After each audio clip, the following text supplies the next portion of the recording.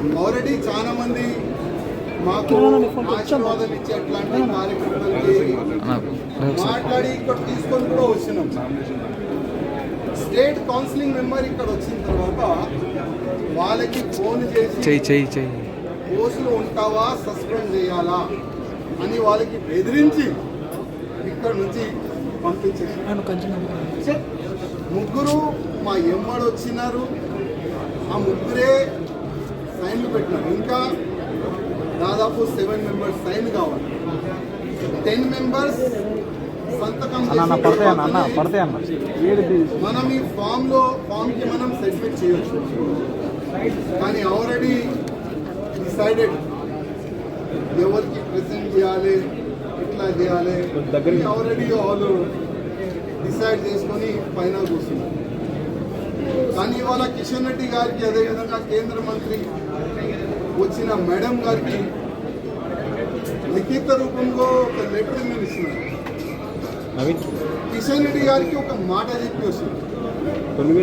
కిషన్ రెడ్డి గారు, మీ చేతి నుంచే ఇవాళ భారతీయ జనతా పార్టీలో నేను జాయిన్ అయినా, నేను నా రాజీనామా మీ చేతికి ఇస్తున్నా, ప్లీజ్ మీరు యాక్సెప్ట్ చేయండి అని కిషన్ రెడ్డి గారికి ఒక లెటర్ ఇచ్చి రిజైన్ లెటర్ పార్టీ. ఆ రిజైన్ లెటర్లో కింద ఒక మ్యాటర్ ఇది కూడా రాసిన, కిషన్ రెడ్డి గారు పార్టీకి నేను రాజీనామా, ఇప్పుడు పార్టీ సింబల్ నుంచి గెలిచిండు, రాజాసింగ్ ఇప్పుడు బీజేపీ ఎమ్మెల్యే కాదు, ఆయనకి సస్పెండ్ చేయాలని స్పీకర్ కూడా ఒక లెటర్ రాసిస్తే నేను దానికి సపోర్ట్ చేస్తాను. ఎందుకంటే పార్టీ సింబల్ లోని గెలిచిన తర్వాత, పార్టీకి రిజైన్ ఇచ్చిన తర్వాత పార్టీలో పార్టీ బీజేపీ కదా, ఆ విధంగా లెటర్ మా కిషన్ రెడ్డి గారికి ఇచ్చి వచ్చింది. దురదృష్టం ఏంటంటే 2014 నుంచి ఎన్ని ఇబ్బందులు భరించి ఇక్కడ వరకు వస్తున్నానంటే కొంతమందికి తెలుసు. ఇవాళ నేను టెర్రరిస్ట్కి టార్గెట్ ఉన్నాను. నేను కాకుండా నా ఫ్యామిలీ మొత్తం